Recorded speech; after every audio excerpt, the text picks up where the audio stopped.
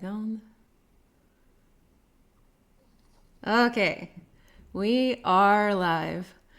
Alors, bienvenue aujourd'hui, Olivier Séguin. Je suis accompagnée d'Olivier Séguin aujourd'hui, Maître Séguin. Il est un avocat au Centre juridique pour les libertés constitutionnelles.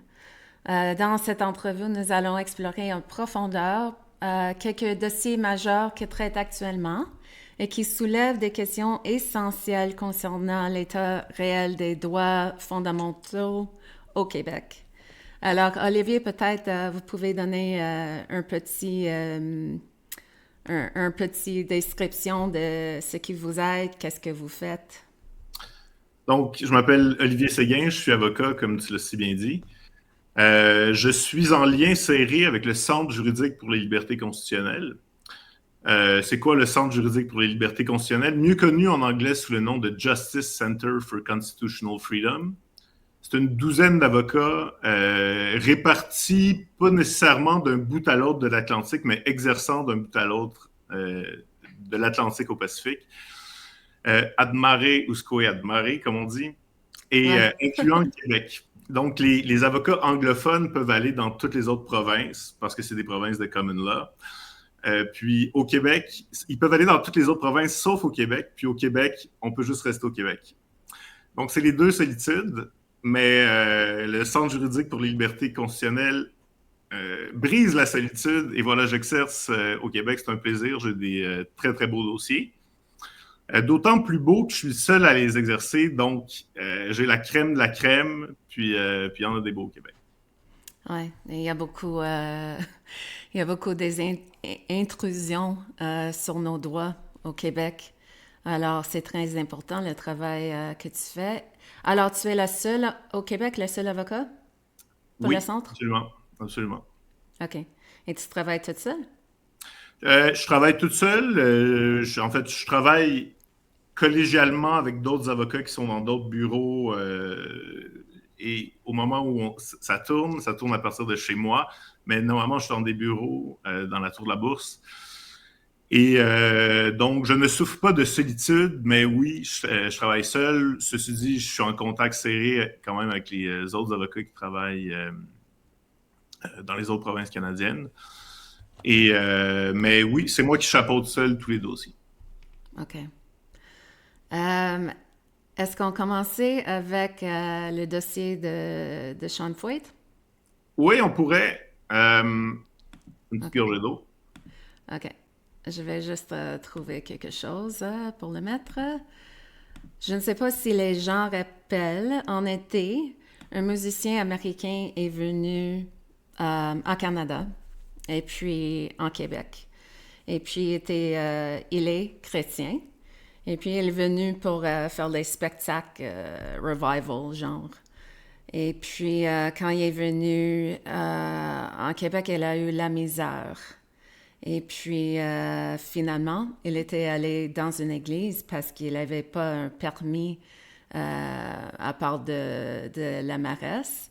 Euh, alors, il était obligé d'aller dans une église, mais c'était pas grave. C'était l'église Ministerios Restauration, dans le plateau, je crois.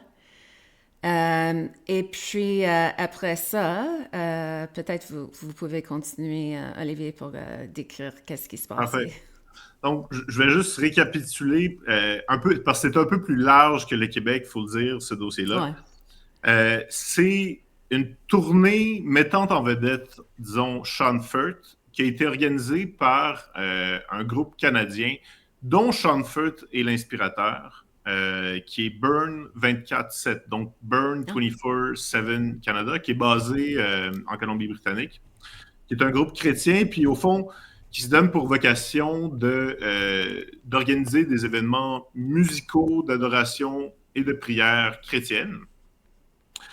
Dans l'esprit de, et là le mot m'échappe, mais la grande commission du Christ, voilà, tel qu'annoncé OK. dans les évangiles de Saint Matthieu.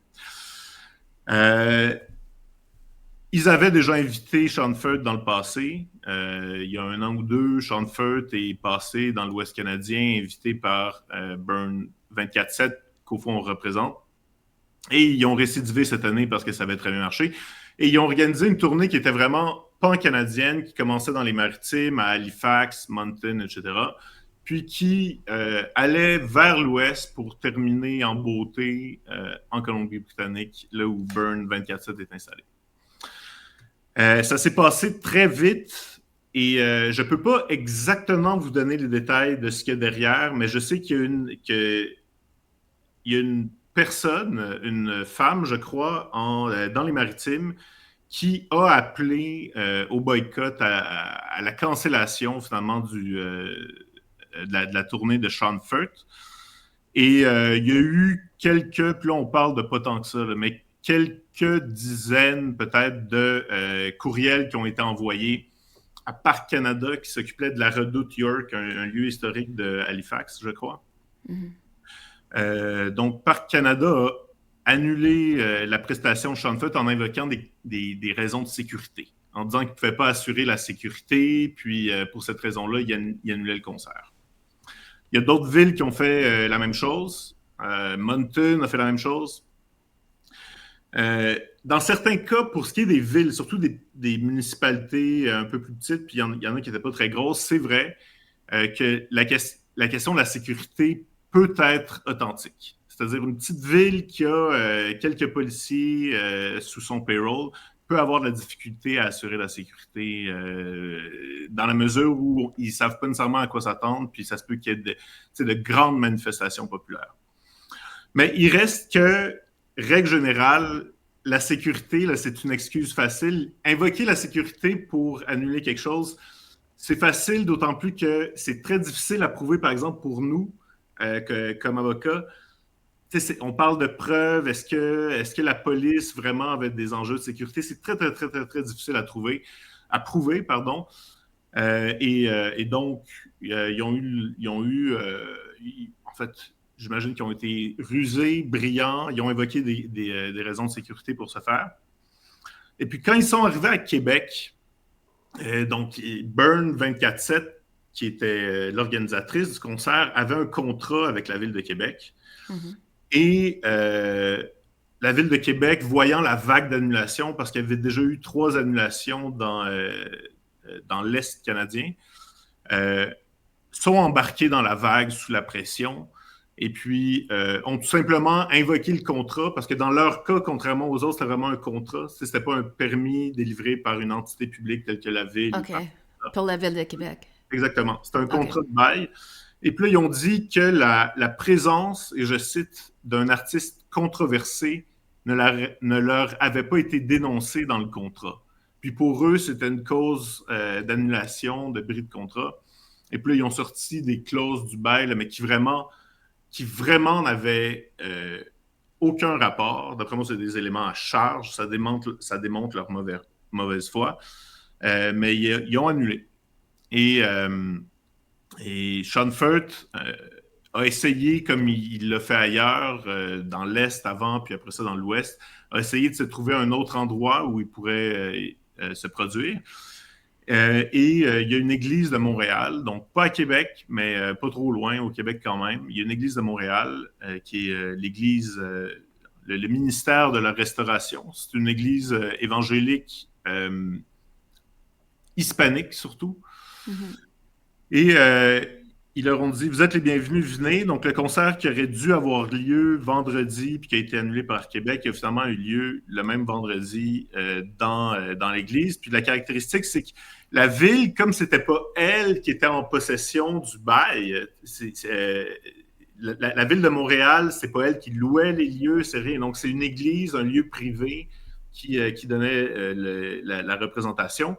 Donc, la ville, pour entrer, elle aussi, dans la vague d'annulation, alors que ça ne relevait même pas d'elle, qu'est-ce qu'elle a fait? Ben, elle a invoqué un règlement d'urbanisme du plateau Mont-Royal, qui est un quartier à Montréal, un règlement d'urbanisme pour dire, écoutez, vous avez un permis vous avez un certificat d'occupation de lieu de culte et non de place de concert.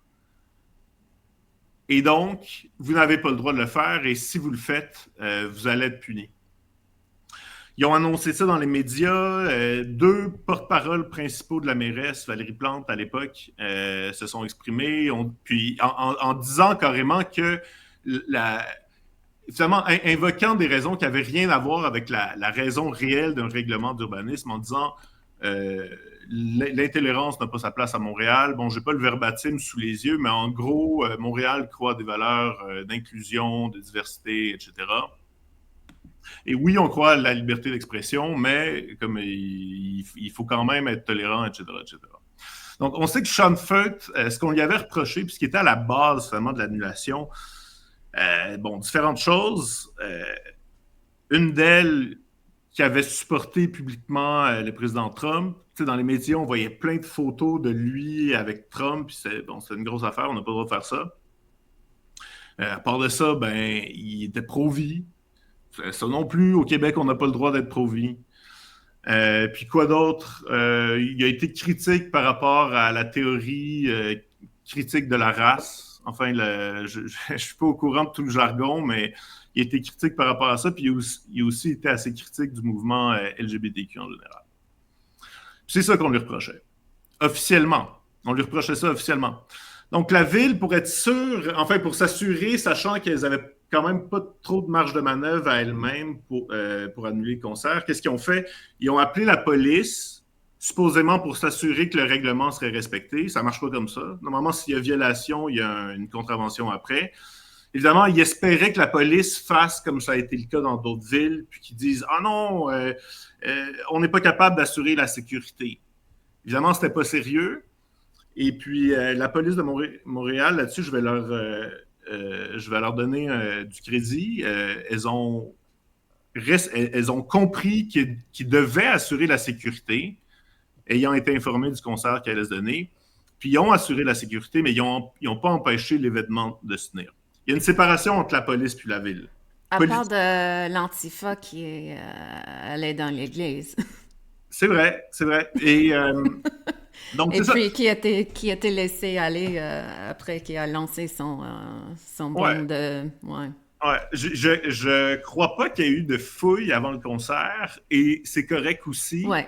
Bon, il y Ouais. a un antifa qui a été, puis d'après moi, il a lancé une bombe, je veux Ouais, dire, je à la sais pas en français. framboise ou quelque chose comme ça. Ouais. C'est quand même pas si pire que ça. Pas si pire que ça, selon moi. Mais bref, la ville, pour s'assurer que en fait, pour s'assurer que l'église ministérieuse ne serait pas le concert, a envoyé, normalement, tu envoies un inspecteur. Si y a un problème, tu as une communication à faire, envoie un inspecteur, envoie ton message, ça va être compris. Ils ont envoyé 4 inspecteurs le matin. C'est 4 inspecteurs, des gros bras, là, pour dire, tu n'as pas le droit. Et puis, si jamais tu tiens la représentation, ça va mal aller. Mais l'église n'a pas cédé à la pression, puis le concert s'est tenu le soir même. Tel que prévu, il y a eu peut-être une 150aine de personnes. Puis, donc, ça a été un événement, je ne l'appelle pas concert. Si ma langue a fourché, je m'en excuse. C'est un événement qui est musical. Tu sais, d'ailleurs, une caractéristique, les inspecteurs, quand ils sont passés, ils rentrent dans l'église puis ils disent « Ah ah! » Comme il y a une batterie, un drum. Tu sais, il y a des événements, il y a des équipements musicaux. C'est la preuve que vous allez donner un concert. Ce qu'a répondu le pasteur Quevedo, c'est écoutez, ça fait 25 ans que le drum dont vous parlez est là.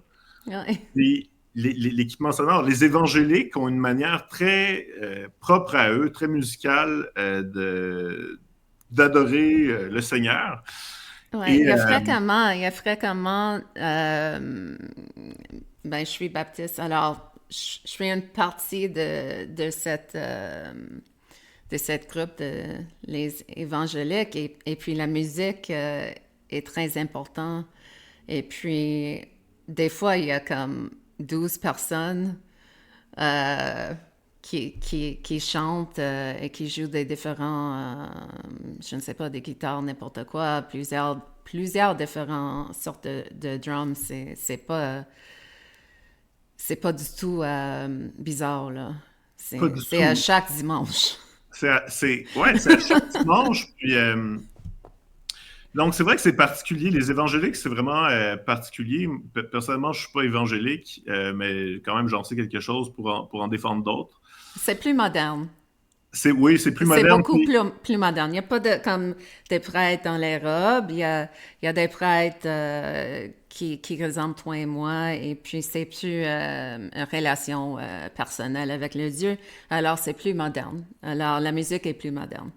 C'est ça. Il n'y a Ça, pas c'est plus des moderne. organes puis tout ça, là. Exactement. Puis, toutes les églises ont, par exemple, un orgue. Les églises catholiques qui, elles, sont pas modernes. Il y a toujours un orgue derrière.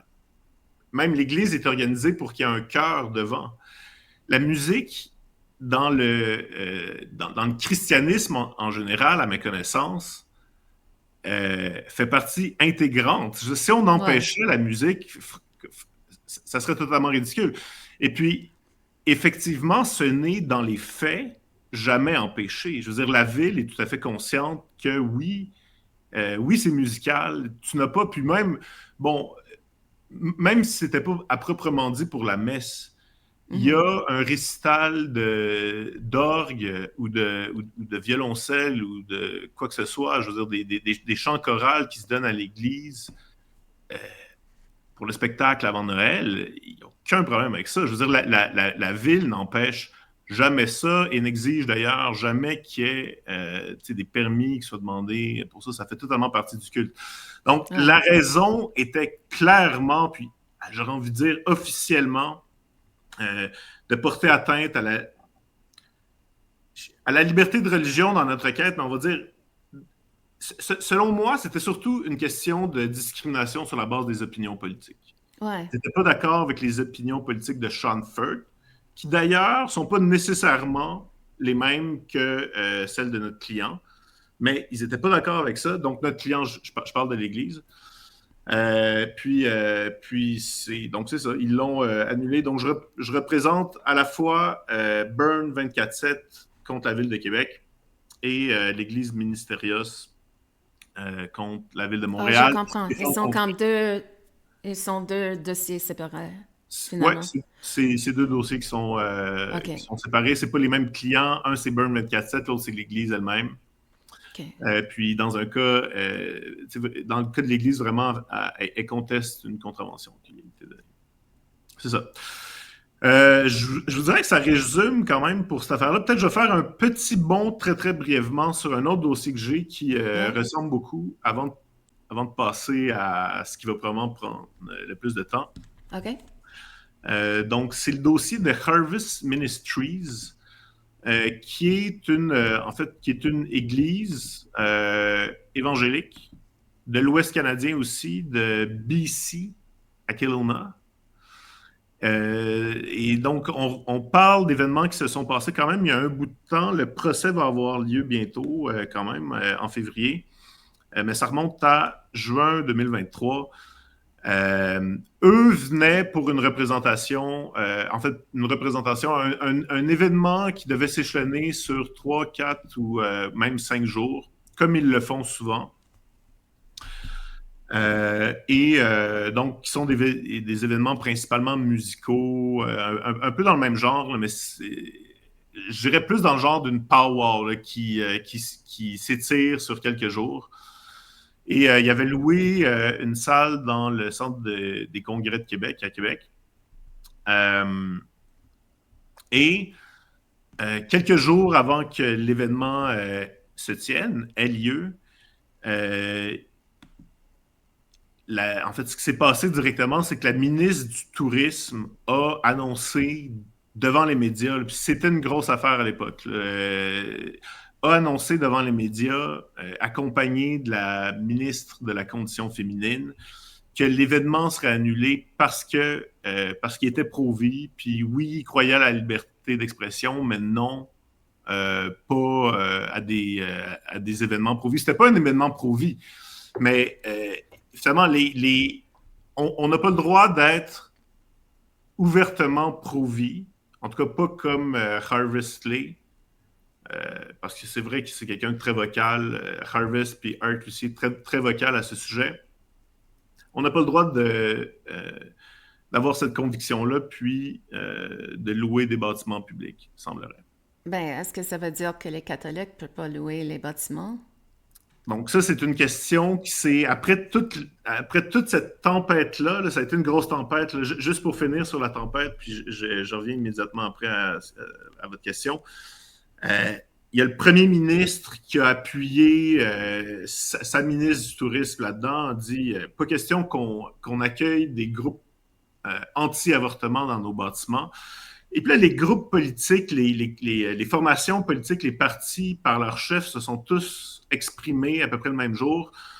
La première fois pour dire « Ah oui, comme c'est bien correct, on applaudit cette décision-là, c'est une bonne chose qu'on les a empêchés. » Et 2-3 jours après, les médias et certains partis, pas tous, évidemment, pas le gouvernement, ont comme eu le temps d'y penser un peu, puis sont revenus. Puis ils ont dit effectivement qu'il y avait peut-être un problème qui se posait là, qu'il faudrait, et là je cite, ou en tout cas j'exprime le propos de Paul Saint-Pierre Plamondon, c'est qu'il fallait des règles et qu'en l'absence de règles, effectivement, c'était peut-être une mauvaise idée de juste choisir qui a le droit de venir puis qui a le droit de pas venir. À l'Assemblée nationale, il y a la ministre de la Condition féminine et du Tourisme aussi qui ont dit que oui, en fait, désormais, disons, ils ont officialisé qu'il y aurait une discrétion pour que certains se produisent et certains pas, mais que c'était trop compliqué d'établir une règle, évidemment, et donc que ça allait être au cas à cas. Donc, est-ce que ça veut dire que des groupes catholiques n'auraient pas le droit de venir? Oui, comme le pape. Ouais. Est-ce qu'il est bienvenu? Dans les faits, non, parce que si on regarde à peu près un an après, donc là, on est au début de l'été, peut-être un an après, il y a eu les Chevaliers de Colomb qui sont passés au Centre des Congrès de Québec. Il y a eu l'Église catholique qui est venue aussi.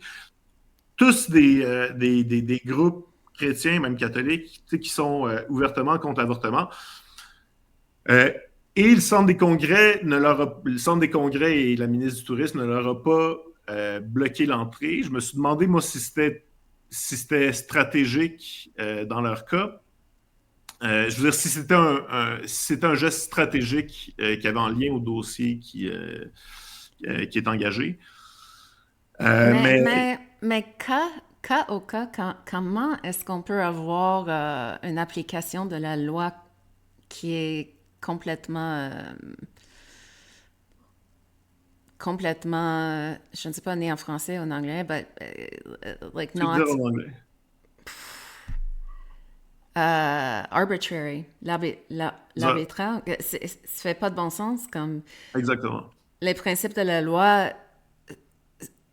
qui sont et doivent être appliqués toujours de la même façon. On peut pas avoir une préférence personnelle qui est appliquée. C'est pas vraiment la loi, c'est les opinions des politiciens. Donc. Ah, c'est exactement ça.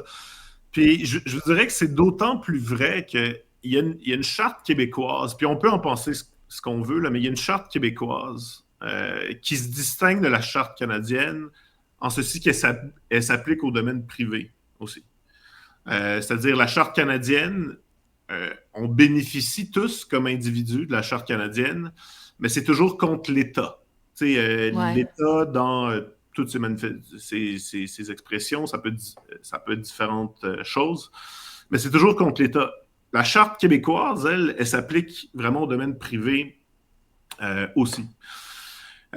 Et dans la charte québécoise, un motif de discrimination interdit, c'est celui des opinions politiques.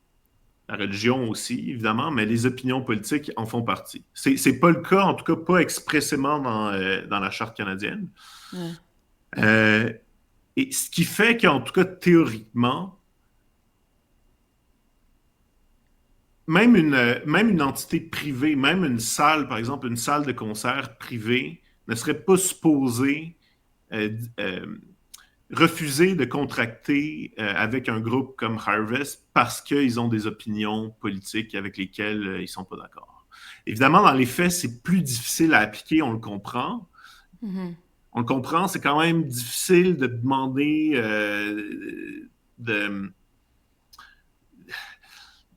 d'accueillir des gens avec lesquels on est profondément en désaccord et puis quand même on a notre liberté. Et donc, dans le domaine privé, c'est vrai que c'est un petit peu plus théorique dans les faits pour ce qui est de la discrimination sur la base de l'opinion politique, en tout cas. Mais le public aussi, lui, l'État en tant que tel, ne peut absolument pas, parce qu'évidemment, ça s'applique à l'État aussi, ça s'applique au privé, mais ça s'applique à l'État. L'État ne peut, lui, absolument pas violer la charte qu'il impose au domaine privé. Donc, Mais c'était pas le... Est- Est-ce que c'était le contrat privé qu'ils ont changé d'idée ou est-ce que c'était l'État qu'ils ont dit non, tu peux pas accueillir les gens de Harvest? le Centre des congrès de Québec, Ouais. c'est une compagnie qui appartient à 100% à l'État, qui est sous OK. la houpette du ministère du Tourisme. Puis c'est pourquoi c'est OK, je la comprends. ministre du OK. Tourisme qui a ordonné à son PDG du Centre des congrès de Québec d'annuler la représentation. OK, OK, OK. Alors, ils ne sont pas rentrés dans un contrat privé, c'était vraiment un contrat avec quasi l'État. Ouais, ben, disons que c'est l'État, c'est à 100% l'État. C'est vrai que c'est l'État OK. dans ses rapports privés, dans le sens où c'est un contrat, c'est bipartite, et donc c'est l'État dans ses rapports privés. OK. Euh, dans tous les cas, l'État devrait se montrer exemplaire, plus exemplaire même que les entités privées, et non pas le Ouais. contraire.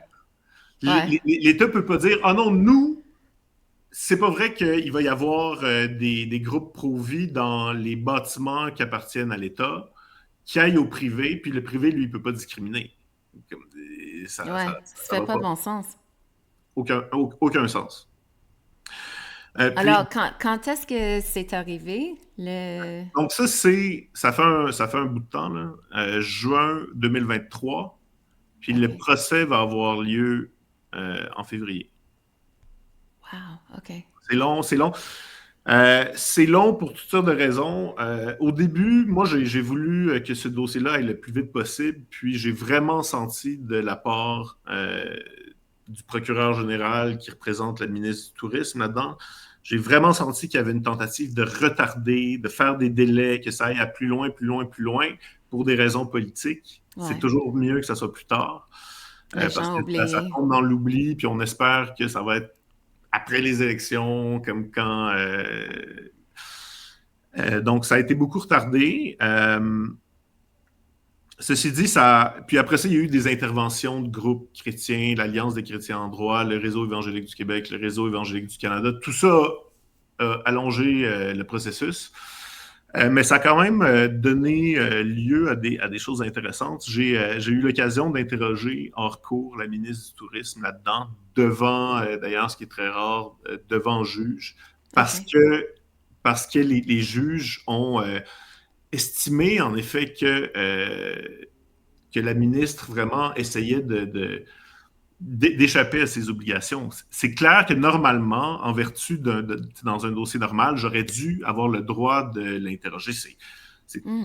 Ça se pose pas comme question. C'est elle qui est la personne principale. Pourtant, il a fallu débattre de ça à la cour. Ça a été long parce que la ministre disait, ah non, c'est pas moi qui devrais répondre à vos questions. Ça devrait plutôt être ma chef de cabinet. Finalement, j'ai interrogé les deux.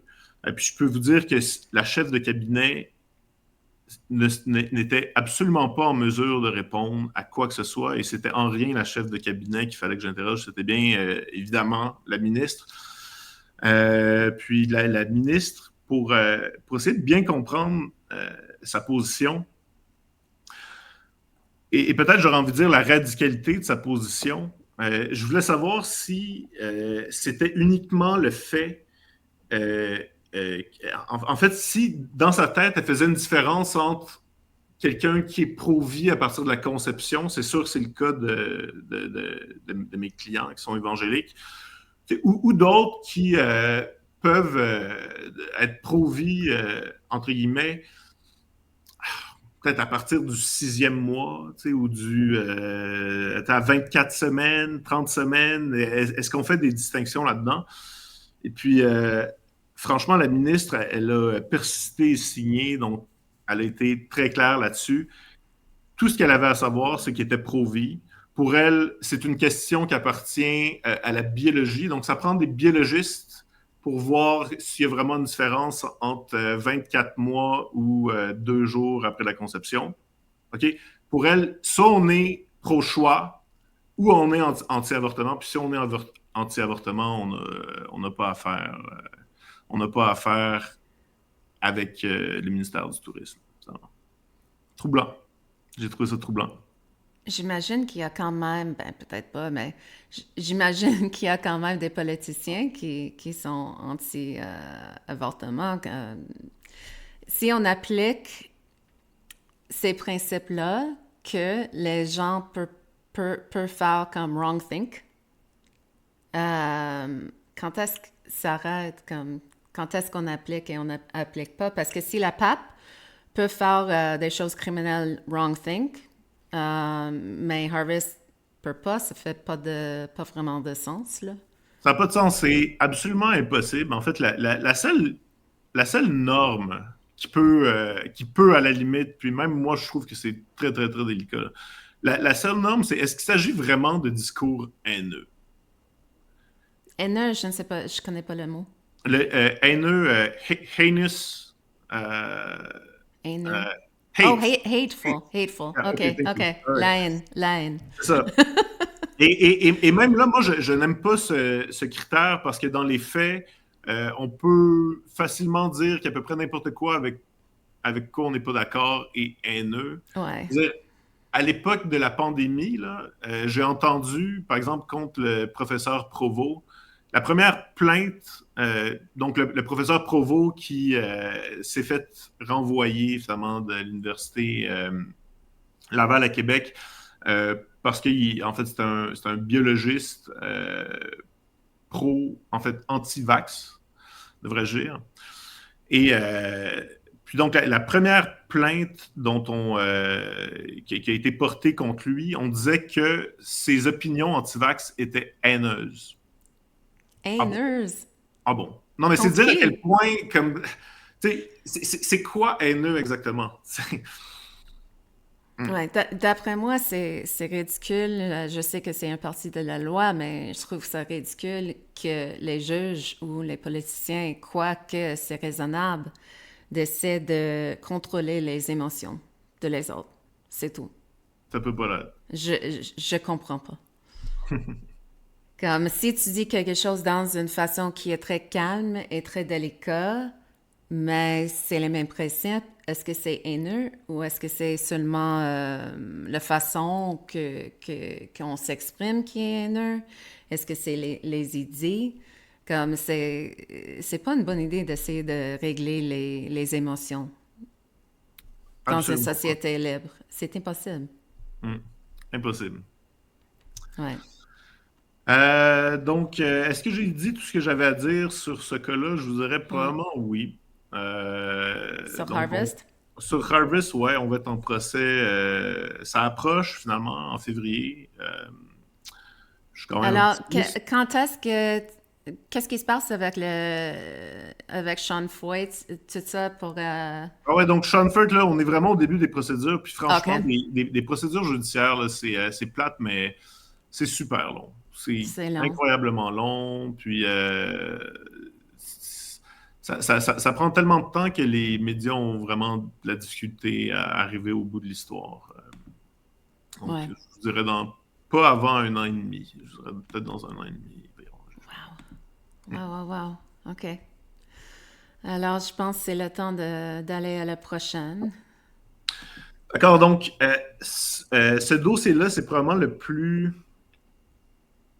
Je vous dirais que si j'avais un seul dossier à choisir, si je devais en défendre un seul, ça serait probablement celui-là. Pourquoi? Parce que c'est vraiment quelque chose qui, contrairement aux autres dossiers, comme c'est le cas généralement, ils sont rétrospectifs. Ils regardent quelque chose qui s'est déjà passé pour le sanctionner. Ça, c'est quelque chose d'important, puis qui risque de changer ce qui va se passer par la suite. En tout cas, si on gagne, ça va changer la suite des choses. Ce dont on parle, c'est la transition de genre à l'école, en particulier pour les mineurs de 14 ans et plus au secondaire. Donc, je vous raconte l'histoire. Septembre 2023, il y a une enseignante anglophone qui appartient au réseau, en fait, qui enseigne pour une école privée, qui s'est fait donner instruction par la direction de son école de désigner l'une de ses élèves, une fille de naissance, au masculin. Donc, cette fille-là, son élève, voulait devenir un garçon, et donc la direction de l'école dit désormais, désigne-la au masculin. Et autre caractéristique extrêmement importante, c'est que les parents ne le savaient pas, et puis ça devait rester confidentiel auprès des parents. Donc, on dit à celle qui deviendra ma cliente, désigne ton élève au masculin, et les parents ne doivent pas le savoir. Ça veut dire que dans les examens, ça ne doit pas paraître que ton élève a été transitionné de genre. Parle d'elle au féminin, même affaire dans les bulletins, etc. Puis, tu sais, chose qui, mettons, pour ma cliente, c'est vraiment ce qui a été la goutte qui a fait déborder le vase, qui faisait en sorte qu'elle ne pouvait pas aller jusque-là dans la compromission morale. C'est que ça incluait aussi la rencontre de parents. Donc, il y a 2 rencontres de parents. Typiquement, il y en a une à l'automne, puis il y en a une au printemps. Donc là, pour la rencontre de parents à l'automne, évidemment, ce qu'elle devait faire, c'est parler aux parents comme si rien s'était passé, parler de leur fille et non pas de leur gars. On est tous d'accord que je veux dire, on peut appeler ça mensonge. Pour moi, c'est clairement un mensonge. Ouais. Pour elle, c'est l'est. Dans tous les cas, c'est complètement malhonnête. Ouais. Puis c'est grave. Je veux dire, pour ma cliente, ça devrait être le cas pour n'importe qui, mais en tout cas, ça l'était pour ma cliente. Elle se sent un devoir envers l'enfant en tant que tel, parce qu'elle sait que c'est pas nécessairement la bonne chose à faire de transitionner le genre. Il y a beaucoup par exemple, de comorbidité. Ça, c'est des choses qu'on va savoir plus tard, mais de comorbidité. Les enfants qui ont mais on sait déjà parce qu'ils ont été plus avancés à Grande-Bretagne et puis en Suède et puis différentes parties de le continent ouest d'Europe que c'est très, très mauvaise pour les enfants et que la majorité ils ont des problèmes, peut-être autisme ou sur le, je ne sais pas en français, sur le spectrum, là, Mm-hmm. ou les complications, les défis côté émotionnel, peut-être déprimés, les choses comme ça. Et puis la majorité des enfants, s'ils sont juste laissés aller passer puberté, it resolves. Ça résout. Absolument. Alors, juste les laisser seuls, laisser eux faire, je ne sais pas, they can try different things, mais laisser les enfants toutes seuls. Parce que les transitions sociales, on sait déjà à cause de tous les médecins là-bas qui sont plus avancés que c'est vraiment pas la bonne chose pour les enfants. Mais en tout cas, excuse, I interrupt. Non, mais absolument. Puis je vais enchaîner. Je vais sauter un petit peu l'histoire là, pour continuer dans la même veine de ce que tu dis. On a un rapport d'experts qui vient avec ce dossier-là. Donc, on a en fait, on a l'un des premiers, Stephen Levine de son nom. C'est un des premiers qui, en 1974, a ouvert une des premières cliniques transgenres aux États-Unis. Professeur d'université, donc il est psychiatre. Et l'explosion de cas, là, particulièrement chez les adolescentes, c'est très présent, surtout chez les filles, pour toutes sortes de raisons. Cette cette explosion-là date vraiment des dernières années. C'était pas du tout le cas avant. C'était l'opposite avant. La Avant, majorité de c'était le cas étaient les mâles qui voudraient faire une exact. transition femelle et maintenant la majorité, c'est les filles, transition pour les Exact. gars. Donc, il y a eu, avant, c'était vraiment, on parle, je sais que je me trompe pour ce qui est des détails, mais on parle, c'était peut-être à 70 à 80% effectivement, des garçons, des hommes qui se sentaient femmes. Et puis, la tendance est complètement inversée. Aujourd'hui, on parle d'à Ouais. peu près l'inverse. Le 80% de filles qui disent être plutôt des garçons. Ça, c'est vraiment nouveau. Puis, une autre affaire, c'est que les cas, entre 1974 puis maintenant, là, même, j'irais plus loin, entre 2005, 2010 puis maintenant, l'occurrence de problèmes d'identité, d'identité de genre, on parle de 1 à 50. Il y a vraiment une déferlante totale. Euh, Notre expert, donc Stephen Levine, associe ça beaucoup à un autre phénomène qui est moins prévalent aujourd'hui, qui est l'anorexie, qui était très, très, très Ouais. prévalent chez les femmes il y a mettons, une vingtaine d'années, euh, avec un phénomène de contagion, Ouais. de contagion sociale.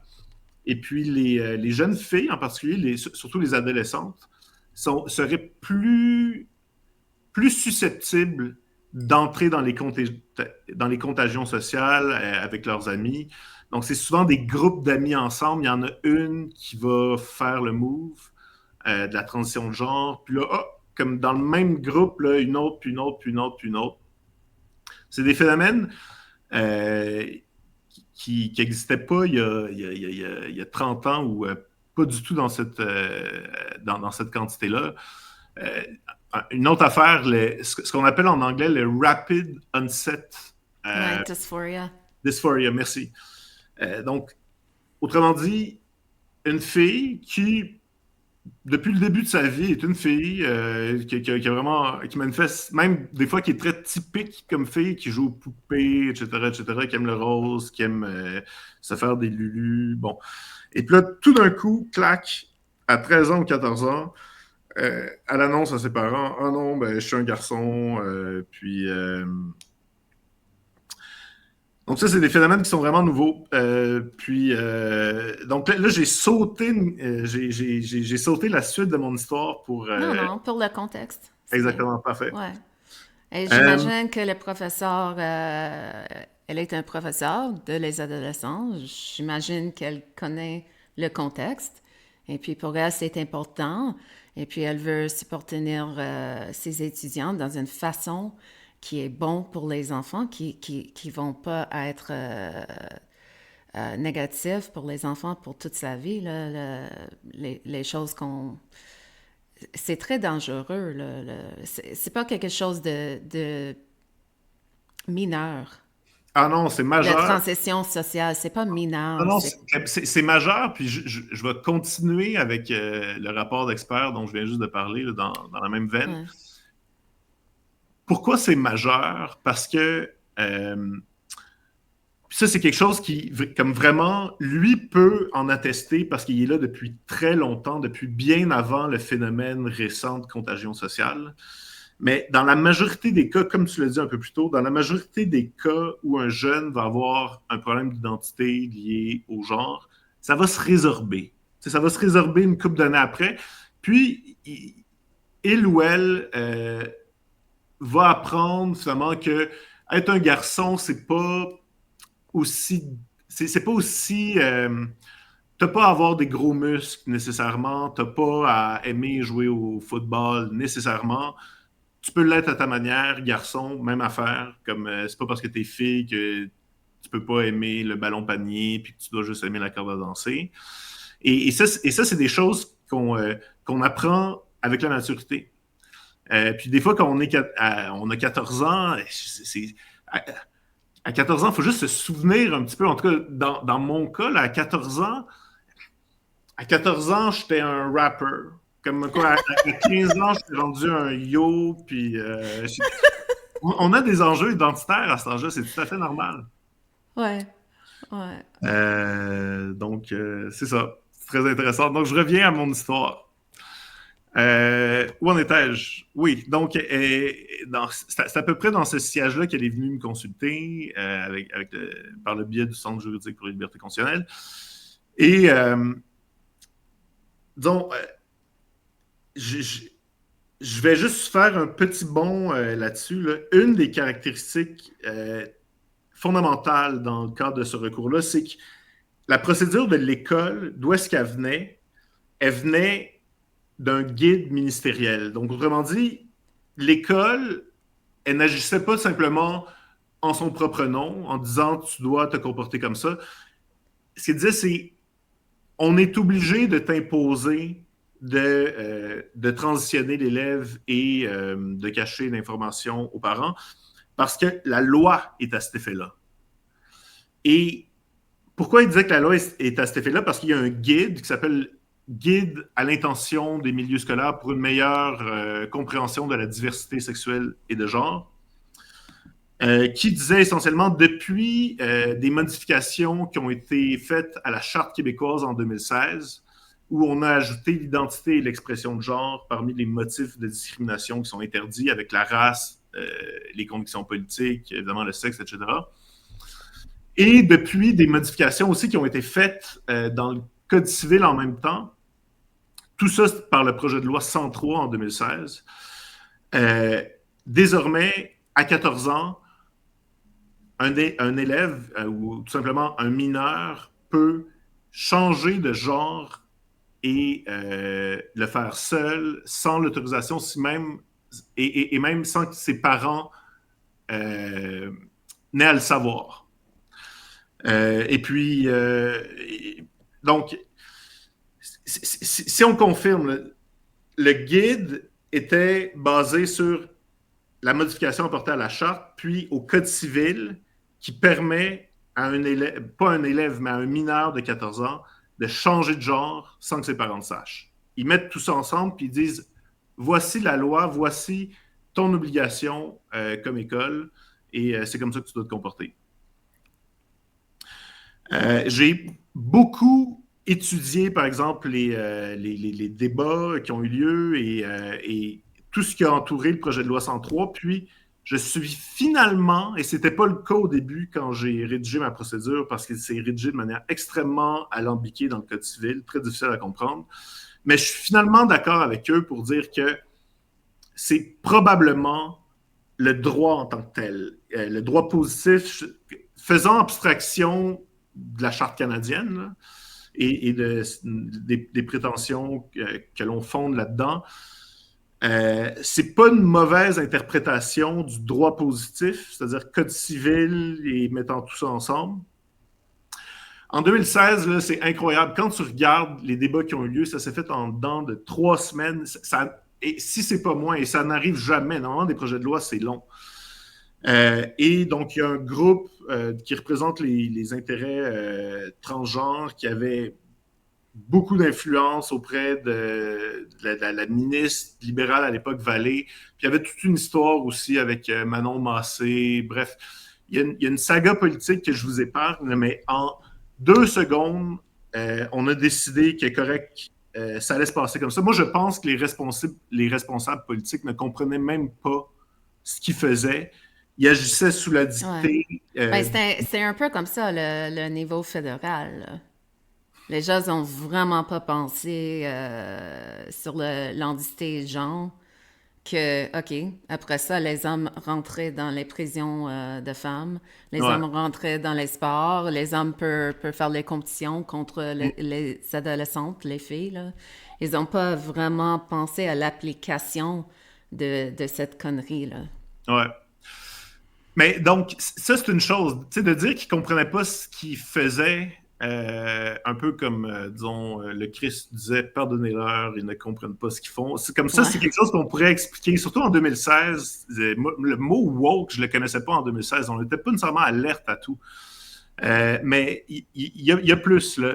Moi, je pense que l'Assemblée nationale, en très grande majorité, puis même la commission là, qui était censée s'occuper de ça, ne comprenait même pas en soi qu'à 14 ans, ce que ça voulait dire, ce qui est en train de voter, c'est qu'à 14 ans, le mineur peut changer de genre lui-même. Ce qu'il comprenait, c'est que le mineur devait demander l'autorisation à ses parents, okay, mais pouvait en prendre l'initiative. Parce que c'était rédigé de manière, là, je ne peux pas savoir si c'est malhonnête ou maladroite, okay, mais tu lis le Code civil et ce que tu comprends, c'est que le mineur doit demander l'autorisation de ses parents pour changer de genre. Mais en fait, en lisant pendant genre 30 minutes, là, en essayant de comprendre, tu te rends compte que finalement, non. Puis, J'ai une question. Je comprends pas l'âge de 14 ans parce que 14 ans, tu peux pas aller pour un tatou sans tes parents, là. Tu peux pas voter. Tu peux pas, je ne sais pas, tu peux pas conduire un auto. Alors pourquoi à 14 ans, est-ce que c'était choisi comme l'âge pour disons, ça? la logique, okay, qui est une Ouais, logique, d'après moi, mal réfléchie dans notre cas, mais la logique, c'est qu'à 14 ans, tu peux prendre des décisions, tu peux toi-même accepter des soins qui sont nécessaires à ton état de santé. Il y a une question de liberté de choix à 14 ans. Puis là, il y a un historique législatif ok. qui remonte à des débats, par exemple, l'avortement. Si on regarde au début, là, est-ce qu'une fille de 14 ans devrait demander à ses parents pour se faire avorter? Puis là, donc, ça OK. remonte à vraiment, on parle des années 90. OK. Et Alors, c'est un âge pour les choix médicaux, genre. c'est un âge pour les choix médicaux si on ne comprend pas bien le sujet. OK. Parce que, là, oublions l'avortement 2 secondes parce que c'est une autre affaire, mais généralement, en termes de logique, c'est si quelque chose est bien pour toi, objectivement, médicalement, tu as le droit d'y aller puis de le faire toi-même sans tes parents. Mais évidemment, si on prend pour acquis que c'est bien pour toi, on va dire oui, tu peux changer de genre, mais est-ce que c'est bien pour toi? Là, je vais faire une petite incartade pour revenir encore au rapport d'experts dont j'ai beaucoup parlé déjà. Mais dans la majorité des cas, non, c'est pas bien pour toi. Non seulement parce que tu vas revenir tu vas retrouver le confort dans ton identité de genre, on va dire, naturelle, celle qui correspond à ton sexe biologique, mais aussi parce que le destin d'une personne transsexuelle n'est pas enviable. Et puis, Mhm. euh, et puis je le dis pas par jugement ou parce que j'ai quelque chose contre les transsexuels, mais c'est dans le rapport d'experts et les chiffres sont très clairs à ce sujet-là. Là. L'espérance de vie d'un transsexuel est de 20 ans inférieure à n'importe qui d'autre, à la moyenne. Euh, c'est égal c'est égal, voire un peu supérieur aux gens qui souffrent de troubles bipolaires, énormément de suicides ou de schizophrénie. Donc, c'est difficile être transsexuel et c'est tout à fait normal pour un parent euh, si deux possibilités s'offrent de dire ne deviens pas transsexuel parce que cette vie-là, c'est une vie dans laquelle tu vas devoir être pris en charge en permanence pharmacologiquement et puis Mhm. en psychiatrie et avec des taux de toxicomanie extrêmes. C'est difficile dans ses relations personnelles. J'ai pas besoin de dire que c'est un peu difficile aussi d'avoir des enfants. Euh, bref, donc, voici pour l'incartade. Où en étais-je? J'ai oublié où on s'était laissé juste avant que je parle de cela. Donc, oui, je parlais de 2016, Ouais. du projet de loi Centra. Et là, je vais parler de l'intérêt de l'affaire, puis je vois le temps qui court, fait que je vais essayer d'être concis. Nous, évidemment, au début, là, ce qu'on faisait, c'est qu'on attaquait, puis c'est encore le cas, officiellement, c'est qu'on attaque le guide en tant que tel, dont on dit qu'il est violateur de la liberté de conscience, liberté d'expression, etc., puis de la sécurité des enfants, puis des prérogatives des parents, tout ça. Mais évidemment, en attaquant le guide, qu'est-ce qui se passe? C'est qu'on attaque de manière indirecte la loi elle-même. la loi telle qu'elle a été écrite en 2016. Et ce qui fait en sorte que le dossier que l'on porte est beaucoup plus gros, évidemment beaucoup plus gros que le cas de la professeure en tant que telle. Ouais. Mais vraiment, ça touche à la question en tant que telle de la possibilité de changer de genre à 14 ans sans que tes parents soient informés. Mais la Donc, ça, chose, ouais.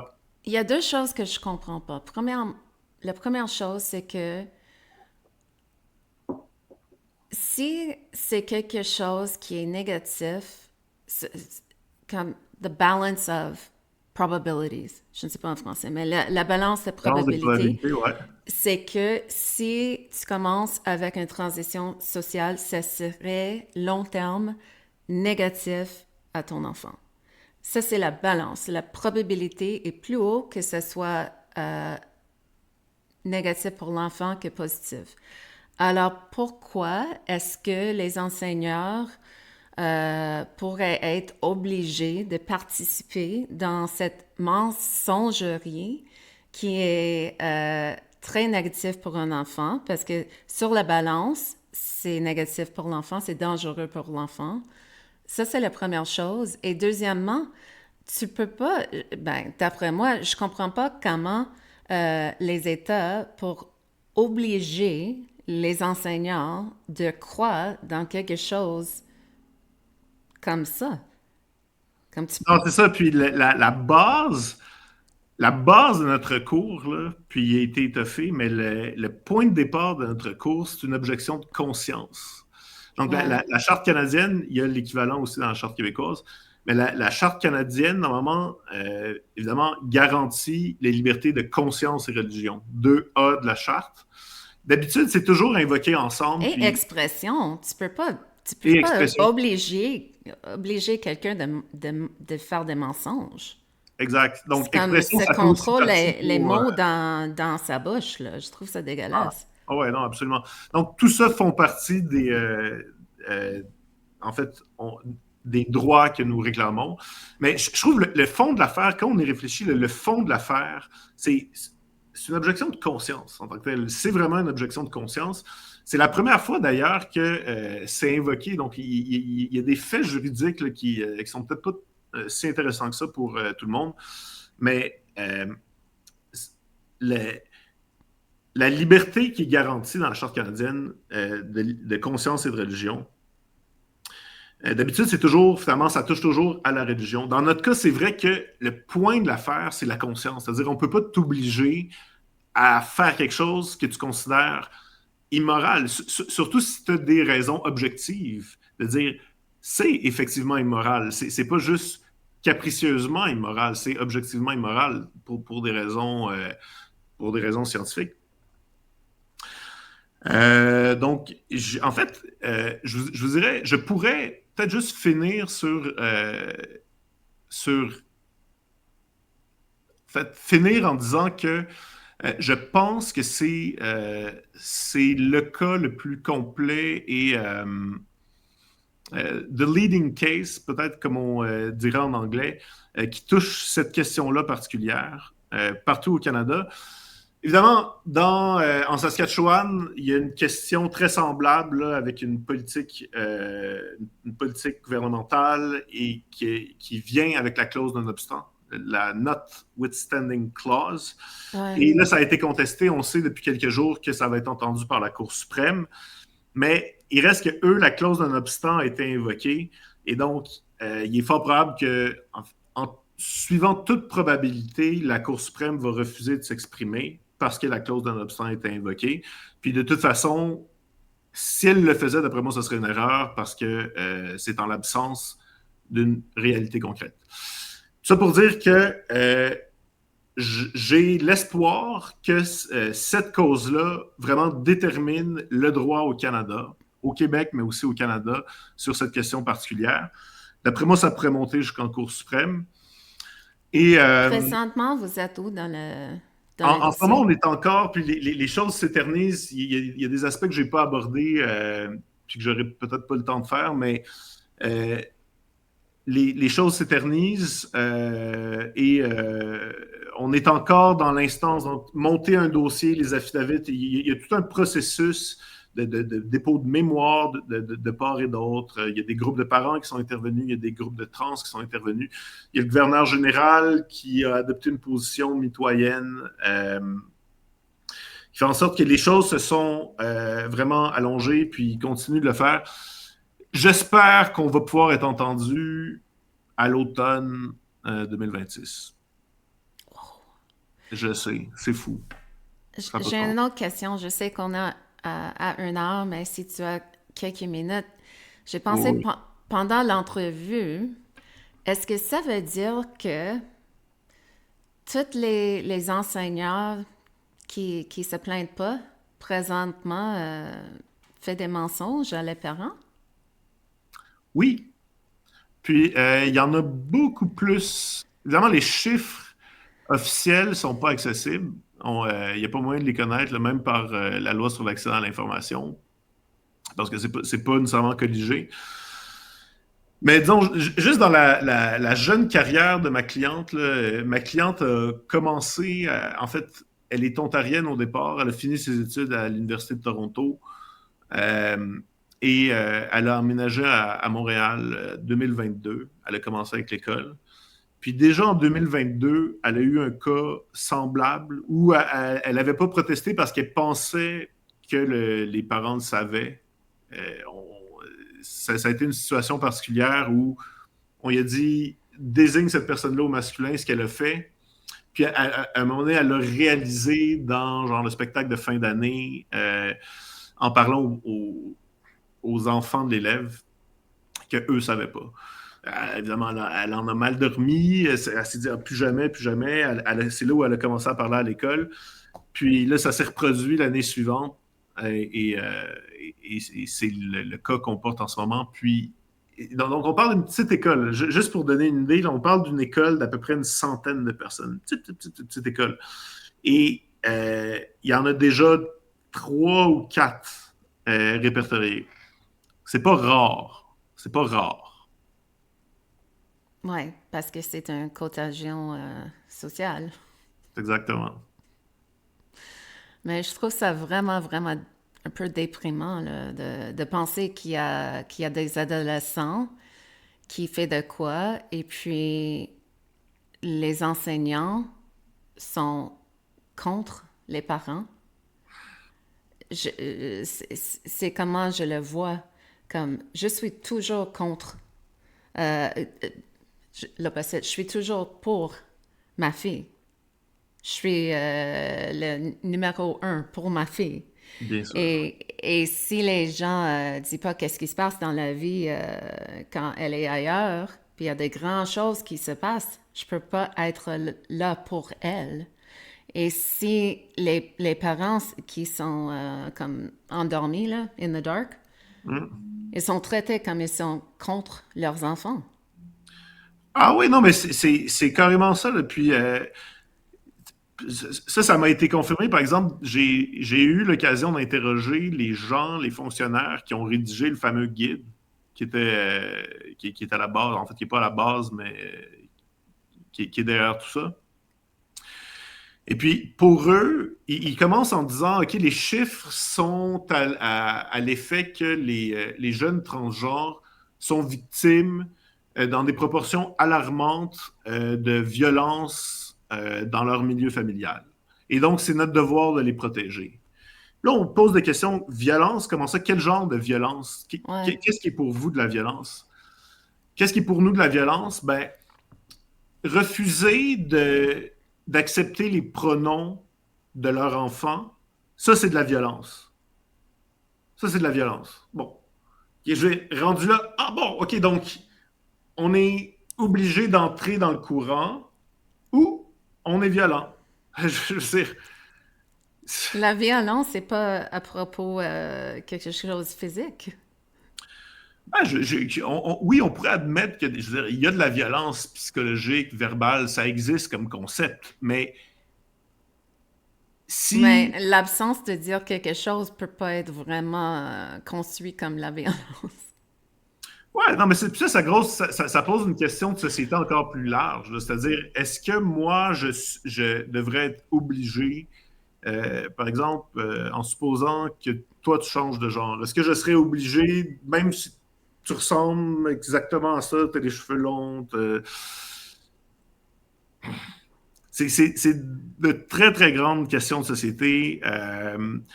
Dans un sens, moi, je suis content du dossier que j'ai parce que il est extrêmement intéressant. Et, euh, et ma foi, j'ai espoir de gagner. Je ne le prends pas pour acquis parce que si on regarde là, les gens qui pensent de notre manière ont surtout eu des défaites là, depuis le début. Mais j'ai espoir de gagner. J'ai l'impression que c'est le meilleur. Puis c'est vraiment pas impossible. Ben, c'est très important, surtout. Moi, je suis quelqu'un que les droits sont très, très importants à moi, comme en principe, en théorie, philosophiquement. Mais surtout, que ce qui est plus important que ça, c'est les enfants. Et c'est important que tu dois gagner parce que c'est la meilleure chose pour les enfants en général.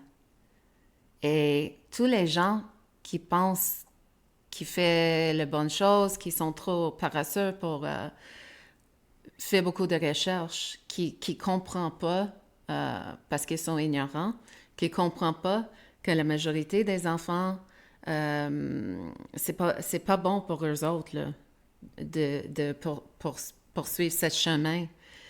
Ils vont se sentir vraiment, vraiment, vraiment mal plus tard quand ils vont voir comme qu'est-ce qui se passe. Parce que c'est déjà sorti des ans, comme le CAS.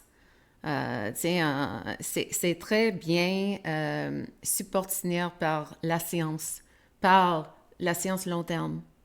Tu sais, les gens qui ont fait une identification transgenre pendant des décennies, là, on a les recherches. Oui, Puis, absolument. alors, tous les enfants maintenant qui sont un peu mélangés, peut-être ils sont gays, peut-être, je ne sais pas, ils sont juste, ils sont pas bien dans leur corps, ou peut-être ils sont intéressés dans les choses plus mal, puis ils sont des filles et vice-versa. Ils sont juste comme un peu awkward, là. Tous Mhm. les enfants se seraient contentes plus tard si on juste les laissait faire. Juste les laisser faire. Absolument. Puis, quand même, peut-être je vais dire deux mots là-dessus. Il y a eu, et je pense qu'il y a une des pistes de réponse derrière pourquoi est-ce que la société en général, on va dire les écoles, les ministères sont entrés là-dedans. Il y a une organisation, euh, j'aurais envie de dire, autrefois scientifique qui s'appelle la WPATH, Ouais. qui s'est instituée parce que c'était parmi les premiers comme une autorité vraiment en matière de questions transsexuelles. D'ailleurs, notre expert était au départ un des membres fondateurs de la WPATH. Puis, au fil du temps, surtout passé les années 2000, 2010 encore plus, mais la WPATH a ouvert ses portes à des gens qui ne sont pas proprement scientifiques. C'est-à-dire, tu peux être membre de la WPATH parce que tu as ton membership. Et donc, ce n'est plus. Tout en gardant une fausse prétention scientifique, c'est devenu un groupe, finalement, un groupe de lobby qui prétend à la science, qui prétend faussement à la science. Parce qu'à partir du moment, puis ça a été, donc, l'expert dont j'ai parlé en était membre jadis. Il a redonné sa carte de membre quand il a constaté que tu ne peux pas donner une conférence organisée par le WPATH et émettre une certaine dissidence par rapport à l'opinion qui doit être acceptée sans te faire huer. Tu es hué comme scientifique, ce qui est absolument pas normal dans un milieu scientifique. Donc, ce n'est pas une organisation scientifique. Pourtant, ils ont gardé des prétentions d'autorité en la matière.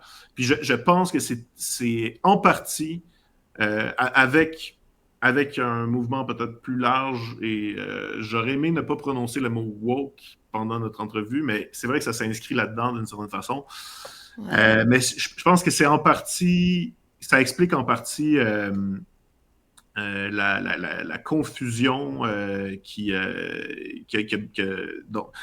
à laquelle tout le monde a pris part dans les dernières années. Puis là, des rapports comme le rapport CAST dont vous venez juste de parler, puis là, ils se multiplient. J'ai quand même confiance que la vérité triomphe un jour parce que En c'est espérant. ce que je vois. En espérant. Puis aussi, il faut que les gens soient réalistes parce que c'est pas juste le côté science et les débats de science. Il y a beaucoup de les gens qui ont des grands chèques à payer avec toute cette histoire de transgenre, comme un enfant qui est mis sur les hormones, qui est mis sur le chemin médical, comme on dit, c'est un de les patients le plus euh, Ah cher, oui. Non, tu mais sais. il va être supporté par la pharmacologie jusqu'à la fin de ses jours. Exactement, Ouais. exactement. Et puis, il y a aussi des chirurgies, il y a aussi des différentes Il y interventions. a une industrie. Il y a une C'est industrie qui s'est ça, mise en place. Ouais. c'est ça. Il ne faut pas cacher les yeux à tous les gens qui ont un bénéfice à ça et soit être comme... juste penser que c'est juste comme un style de vie, là. Mm. C'est un big business. Et c'est un nouveau business. Ah oui, Alors, puis très lucratif, extrêmement lucratif. ouais, c'est ça. Alors, je pense que, ouais, je pense que je vais vous laisser parce qu'on est un peu plus long, mais c'était très intéressant. On n'a même pas couvert tous les dossiers, Une prochaine fois. mais ouais, la prochaine fois, c'est très important et j'espère que les gens vont partager ça parce que je trouve, moi, je suis dans les deux solitudes. Je suis québécoise, mais je suis anglophone, évidemment. Et je fais la majorité de mes tweets en anglais parce que quand je les tweet en français, peut-être que c'est ma façon d'écriture et pas 100%, mais les gens sont moins intéressés, je trouve, en Québec. Alors, Québec est vraiment protégé un peu en termes de les informations. Et je trouve, dans certaines façons, nous sommes en arrière de le reste du Canada en termes de débats très importants. Alors, j'espère vraiment que ton travail et le travail de le centre seraient plus connus parce que maintenant, moi, j'ai peur, je sais que peut-être c'est un sujet pour la prochaine fois, si tu veux revenir, mais plus que les politiciens poussent laïcité, plus que j'ai peur que ça va être une façon de se tromper les droits, Mhm. les droits religieux, les droits de conscience, là, plus que c'est laïcité, plus que c'est étatisme. C'est pas neutre, Ah non, pas du laïcité. tout. C'est un C'est, très beau c'est pas un sujet. principe neutre. Ouais. Alors, ouais, je suis très, je ne sais pas le mot en français, grateful, Euh, oui, c'est bon, grateful, mais bon, gracieuse. c'est comme Je ça. me sens gracieux à toi pour le travail que tu fais dans les Ah, cours. C'est très important, là. Ouais, eh bien, je me sens gracieux pour votre invitation. fantastique. Alors, passez une belle journée et pour les gens qui écoutent, je vais aussi le mettre sur YouTube et Rumble, mais un peu plus tard parce que ça prend du temps. Et je vais essayer aussi de mettre les sous-titres en anglais pour les gens qui n'ont pas tout compris parce que c'est un sujet très important et les dossiers sont très importants. Alors, Olivier, merci beaucoup pour ton temps Merci à vous. et Est-ce bonne que je journée. reste en ligne ou... Oui, juste pour 2 secondes, je vais juste le OK. fermer. Ouais. Merci et bonne journée à tout le monde.